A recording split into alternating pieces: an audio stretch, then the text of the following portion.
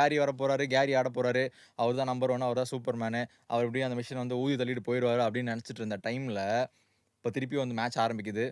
இந்த தடவ என்ன ஆகுதுன்னு பார்த்தீங்கன்னா, கேரியோட மூஞ்சி வந்துட்டு லைக் அந்த மேட்ச் ப்ரோகிரஸ் ஆக ஆக அப்படியே ஒரு மாரி சுருங்கிட்டே வருது. அவர் ஒரு மாரி டென்ஷன் ஆகுறாரு. லைக் என்ன பண்ணலான்னு யோசிக்கிறாரு. கிட்டத்தட்ட வந்துட்டு மெஷின் கொஞ்சம் அப்பர் ஹேண்ட் எடுக்குது அந்த டைம்ல. ஸோ அப்படியே டைம் போகுது.